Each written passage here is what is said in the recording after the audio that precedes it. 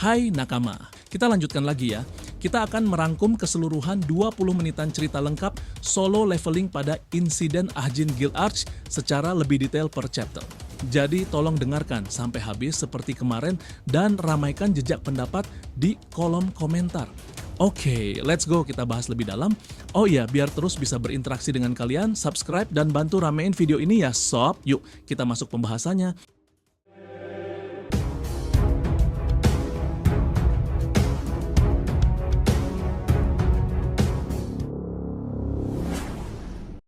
Ceritanya dimulai masuk pada chapter 111. Di tengah perburuan dungeonnya, Hunter James kembali dipertemukan dengan sosok misterius, si Pak Tua Hyaki, yang dulu muncul di Pulau Jeju bersama pria berotot. Kali ini Hyaki sedang mencari sesuatu bernama pecahan cahaya paling terang, tapi lagi-lagi ia malah nyasar ke dungeon yang salah.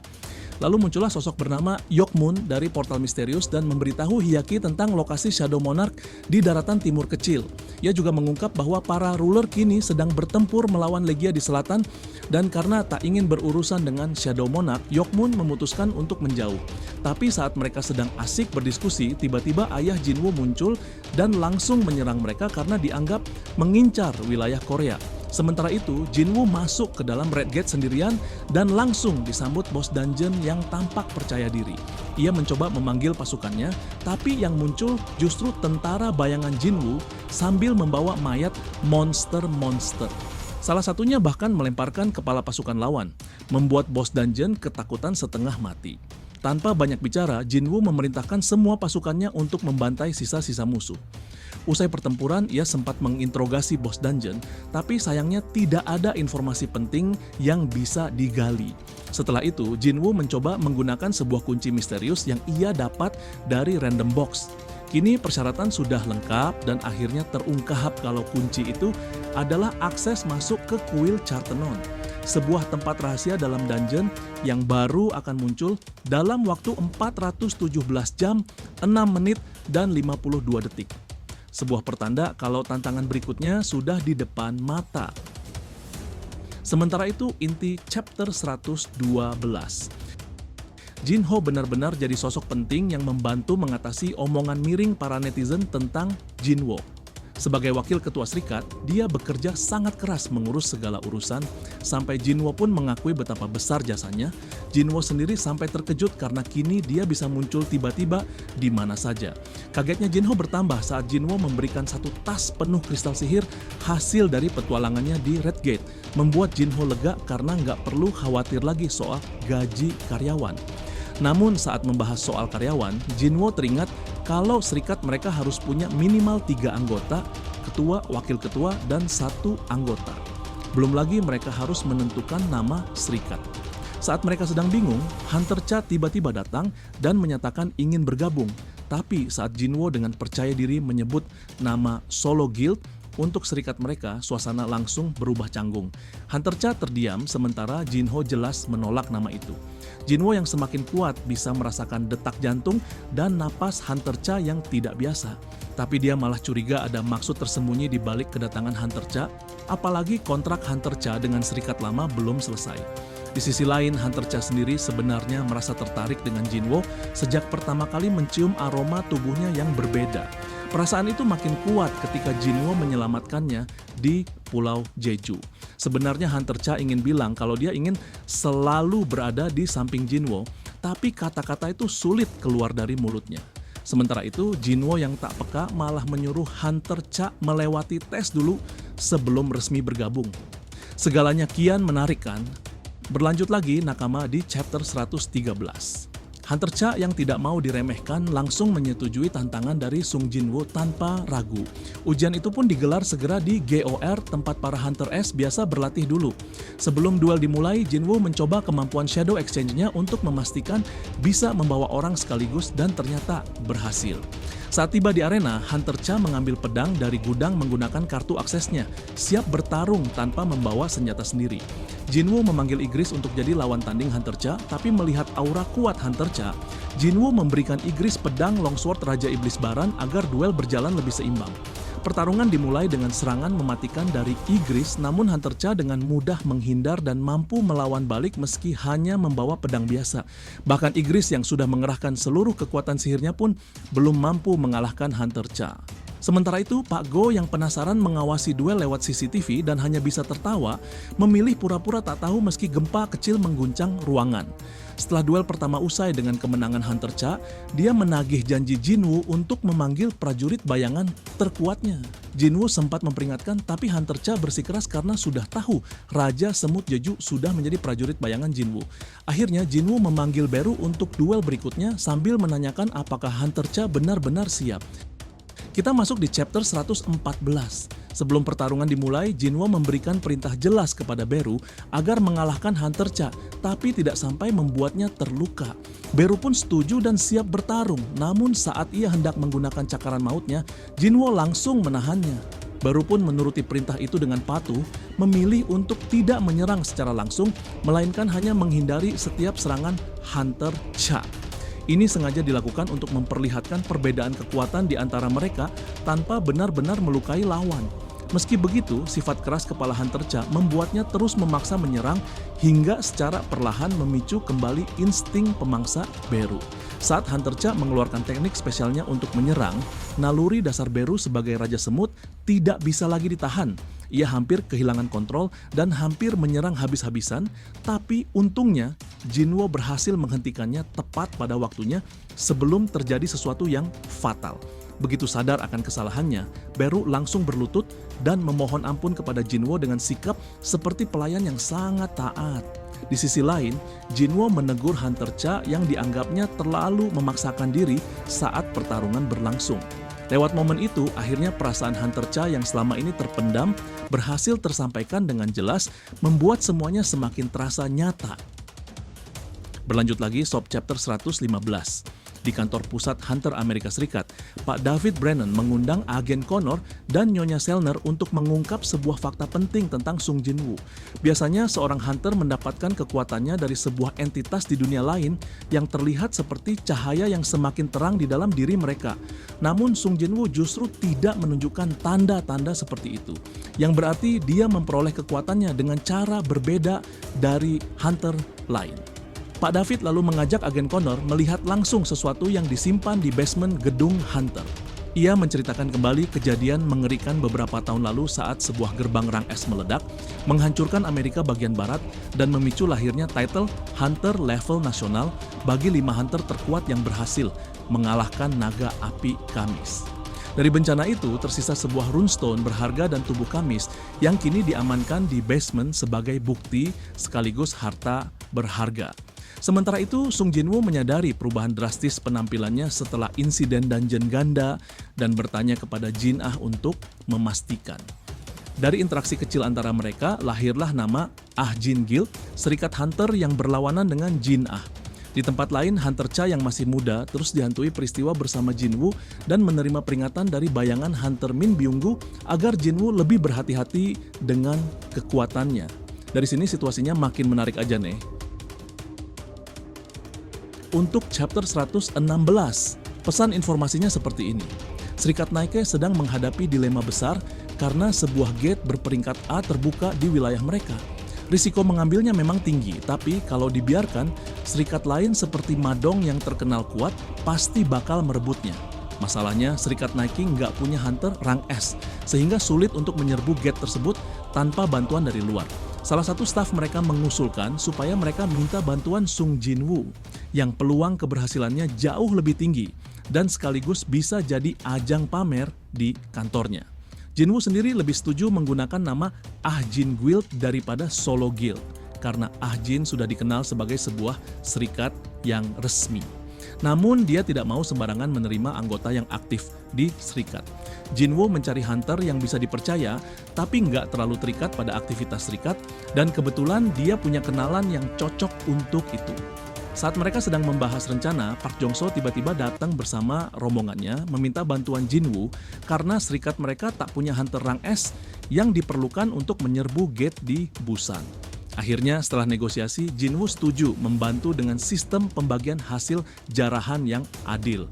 Keesokan harinya, para hunter dari Serikat Nike sudah siap di lokasi gate, sementara Jinwoo baru memulai aksinya dengan skill pertukaran bayang beberapa menit sebelum penyerbuan dimulai. Pada waktu yang sama, terjadi dungeon break di sebuah gate lama yang tersembunyi dalam ruang kelas yang sudah lama tidak dicek selama 1 semester, menandai awal petualangan baru yang penuh tantangan. Keadaan benar-benar makin sulit. Kita masuk di chapter 117. Dungeon yang biasanya tertutup rapat tiba-tiba pecah di sebuah ruang kelas menjadi jalan masuk para orc ke dunia manusia. Meski terkurung selama seminggu, insting alami para orc yang terlahir sebagai hunter membuat mereka langsung bisa mendeteksi posisi manusia sebagai buruan mereka. Namun, karena mereka lebih mengutamakan tugas kelompok daripada naluri buas, begitu keluar dari dungeon, mereka langsung menyebar untuk mencari target masing-masing. Di sisi lain, Jinwoo bergabung dengan tim serbu dari Serikat Hunter Nike yang akan menyerang sebuah gate dungeon. Meski Jinwoo hanya ditugaskan sebagai pelindung dan bukan pemimpin misi, para anggota tim sempat meragukan kemampuannya, menganggap para hunter elit dari Serikat Nike tidak seharusnya perlu dilindungi. Namun rencana tetap harus dijalankan sesuai perintah. Sementara itu, di sebuah sekolah, seorang siswa melaporkan kemunculan monster yang sudah membunuh teman-temannya. Dari ciri-ciri yang disebutkan, pihak asosiasi hunter memastikan para orc lah yang menyerang. Polisi dan murid-murid berusaha menyelamatkan diri, tapi para orc yang sudah menutup semua pintu sekolah dengan mudah menerobos dan mengepung para siswa, termasuk Jin-ah, adik Jinwoo, yang terjebak di dalam gedung. Sementara itu, chapter 118. Jin-ah merasa sudah cukup kuat seperti seorang yang sudah awaken meski hanya sebatas rank isong. Dia sempat bilang kepada Jin-ah kalau dia mau melawan salah satu orc dan menduga Song-i mungkin jadi target mereka berikutnya. Tapi orc yang lain bilang kalau cewek di samping Jin-ah punya energi sihir yang jauh lebih kuat, sehingga fokus mereka beralih. Saat satu kelompok orc mencoba menyerang Jin-ah, tiba-tiba 3 prajurit bayangan yang dipimpin Jinwoo muncul. Karena kelas mereka lebih tinggi, para prajurit bayangan ini dengan mudah mengalahkan para orc yang mencoba menyerang. Di sisi lain, tim Pak Jongso yang sedang menyusuri dungeon langsung dihadang oleh monster besar berkepala 2 yang dikenal sebagai penjaga makam. Berkat kerja sama yang apik, Pak Jongso dan timnya berhasil menundukkan monster tersebut. Namun kemunculan makhluk ini menandakan bahwa dungeon tersebut akan penuh dengan undead. Meski awalnya para hunter merasa takut, mereka justru kaget saat undead yang biasanya agresif malah perlahan mundur, membuat mereka merasa dungeon dengan grade tertinggi ini ternyata tidak sesulit yang dibayangkan. Di tengah ketegangan itu, Jinwoo merasakan ada yang tidak beres dengan prajurit bayangan yang dia tugaskan menjaga Jin-ah. Tanpa pikir panjang, Jinwoo izin pamit meninggalkan misi dan meminta Beru untuk menggantikannya. Karena teknik pertukaran bayangan sedang cooldown, Jinwoo pun memilih cara tradisional dengan melesat cepat menuju Jin-ah. Aneh tapi nyata, para undead yang biasanya galak malah bersujud dan memberi jalan karena mereka mengenali Jinwoo sebagai Shadow Monarch. Sesampainya di luar dungeon, Jinwoo segera memerintahkan Kaisel untuk terbang secepat mungkin menuju lokasi Jin-ah. Ini akan menjadi penggambaran menariknya. Untuk chapter 119, 3 bayangan High Orc yang bertugas melindungi Jin-ah berhasil menghadang serangan para orc hijau yang berkeliaran di sekolah, tapi ancaman belum berakhir karena masih banyak musuh yang bersembunyi di sekitar. Dungeon akhirnya benar-benar terbuka lebar, memberi kesempatan bagi Groktar, pemimpin orc, untuk keluar dan langsung menunjukkan taringnya.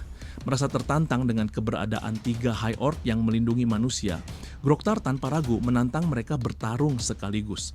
Di sisi lain, di dalam dungeon, semut-semut Jinwoo yang mematikan sedang memburu para hunter dengan ganas. Pak Jongso yang bingung tentang bagaimana menghadapi wartawan jika keluar dari dungeon tiba-tiba dibuat kaget oleh kemunculan Beru yang melemparkan kepala salah satu musuh yang sudah dikalahkannya. Dengan situasi yang semakin menegangkan, Park Jong-so memutuskan untuk fokus melanjutkan misinya, meskipun anak buahnya diam-diam mengikuti tanpa sepengetahuannya. Ketika pertarungan antara Groktar dan 3 High Orc berlangsung, Groktar sempat mengalahkan mereka dengan mudah, tapi para prajurit bayangan itu cepat pulih. Mendengar bisikan gaib yang memerintahnya membunuh semua manusia, Groktar sadar bahwa musuh sebenarnya adalah penyihir yang memanggil makhluk-makhluk ini. Ia lalu memerintahkan anak buahnya menyerang semua manusia di dekatnya, terutama Jin-ah yang ia curigai sebagai penyihir tersebut. Saat Groktar mencengkeram kepala Jinna, sesuatu yang sangat mengerikan muncul, membuatnya gemetaran dan melepaskan cengkeraman itu tepat saat Dar Jinwo datang menyelamatkan. Di sini kita masuk ke poin inti chapter 120. Begitu melihat bekas cengkeraman di wajah Jinna, Jinwo langsung marah besar. Dia segera memerintahkan Ygritte dan pasukan bayangannya untuk menjaga Jinna serta mengungsikan anak-anak ke tempat yang aman. Tujuannya jelas, Jinwo ingin membalas dendam dan menghukum para orc yang telah menyerang dengan tangan sendiri. Tanpa ragu, setelah anak-anak dievakuasi, Jinwo bertarung habis-habisan dengan para orc itu, menghajar mereka dengan tangan kosong secara brutal hingga ketua orc, Groktar, merasakan akibatnya. Di lorong kelas yang dipenuhi mayat, kemarahan Jinwo makin membara. Dia menuntut alasan atas pembantaian para manusia oleh para orc tersebut dan bertanya apakah mereka menerima perintah yang sama saat melihat dirinya. Jawaban mereka menguatkan kecurigaan Jinwo, membuatnya tanpa ampun langsung mengeksekusi Groktar dengan golok Raja Iblis Baran, memberi pelajaran atas kekejaman yang telah terjadi. Sementara itu di dalam dungeon, ketegangan terus meningkat. Seekor semut bayangan sedang bertarung dengan seorang hunter dari Serikat Nike yang mengenakan jubah mahal, bahkan semut itu sempat melukai bahu healer sebelum Beru datang menghentikan pertikaian.